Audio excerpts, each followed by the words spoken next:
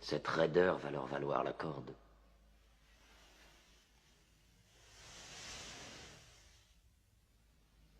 Vous ne vous prosternez pas devant votre prophète? Mahomet est un homme. On ne s'incline que devant Dieu. Où sont les miracles de Mahomet, Jafar? Si c'est bien un prophète, il doit pouvoir embraser le ciel de toutes sortes de miracles. C'est juste, en vérité. Dieu a donné à ses prophètes le signe des miracles pour que nous les reconnaissions.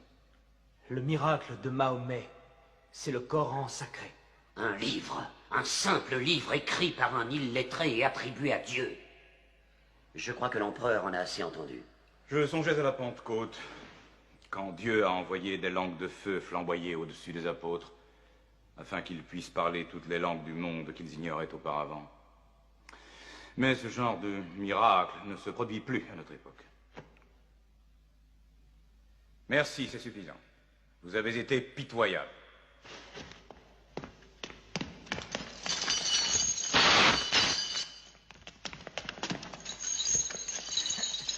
Nous avons souffert des persécutions à la Mecque. Mahomet nous a dit, allez en Abyssinie, terre d'un roi juste, où tout homme est libre de sa pensée. Ce qu'ils appellent persécution n'était que punition bien méritée, leur insubordination... Pourquoi votre prophète vous a-t-il envoyé à moi? Parce que toi aussi tu crois en un livre où Dieu est unique, comme nous.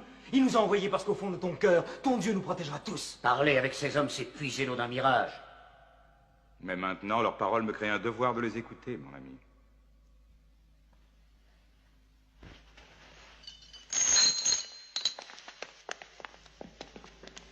Continue.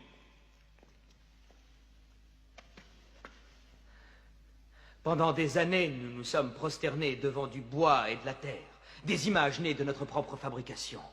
Nous avons vécu dans l'ignorance de Dieu. Nous obéissions à des lois terrestres et non à des lois divines. Le riche ignore le pauvre. Et la bonté naturelle de l'homme, qui le pousse à relever son prochain quand il vient à tomber, est considérée par eux comme un geste qui trouble l'ordre social. À cause de cette inhumanité est apparu un homme que Dieu a choisi. Et en cela, nous croyons de toutes nos forces.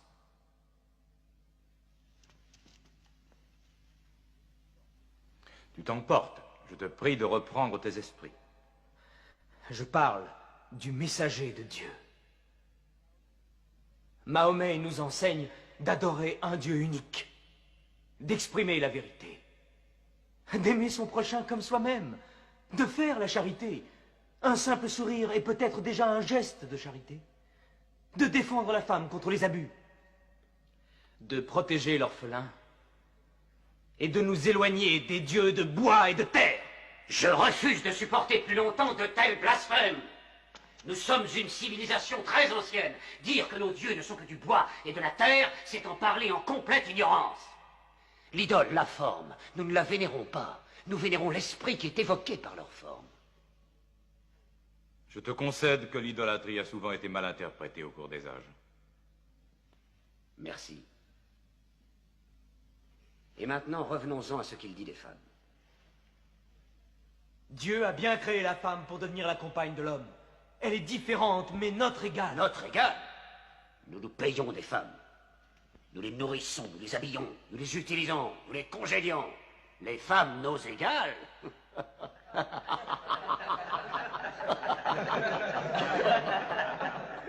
Quand Dieu a créé l'homme, il a conçu un mâle et une femelle. Amra, je te demande de respecter en toute femme le ventre qui t'a porté. Pourquoi tes 300 dieux ont-ils la langue si liée, alors qu'un Dieu unique a une telle éloquence? Dieu nous a déjà parlé par le passé, en s'adressant à Abraham, à Noé, à Moïse et à Jésus-Christ. Pourquoi être surpris quand Dieu s'adresse à nous par l'intermédiaire de Mahomet? Qui t'a appris ces noms? Ils sont tous mentionnés dans le Coran. J'ai connu Mahomet à l'époque où il gardait ses moutons. Et nous savons que le Christ était charpentier. Les paroles du Christ et les paroles de Mahomet sont semblables aux deux rayons d'une même lampe. Il te mente. Il renie le Christ. Toi-même, tu adores 3 dieux, dit-on. Le Père, le Fils et le Saint-Esprit. Qu'as-tu à dire du Christ? Ils disent que Dieu ne peut avoir de fils. Le Christ n'est pas le Fils de Dieu. Parle-moi du Christ. Eh bien, nous disons du Christ ce que le prophète nous a enseigné.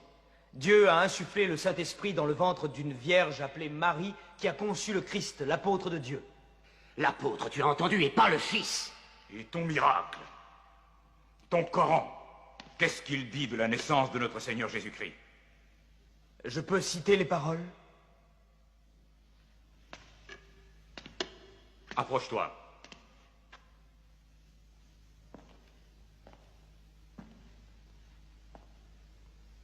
Au nom de Dieu clément et miséricordieux.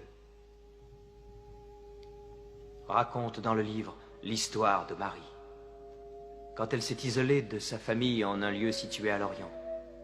Comme nous lui envoyons notre ange Gabriel qui lui dit « Je suis le messager de ton Seigneur. Je suis venu t'annoncer la naissance d'un fils saint. » Elle lui demanda « Comment pourrais-je avoir un garçon alors qu'aucun homme ne m'a touché ?» Et Gabriel lui répondit « Car ton Seigneur a dit, il en sera ainsi. Nous ferons de ce garçon un signe pour les hommes et une grâce émanant de nous. » L'affaire est décidée.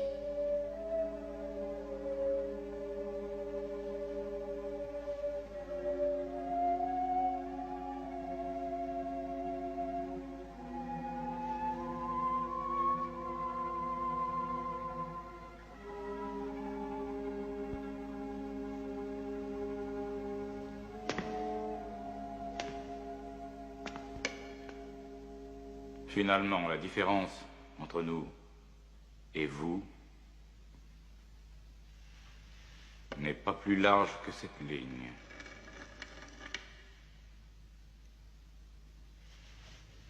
Contre une montagne d'or, je ne te les livrerai pas.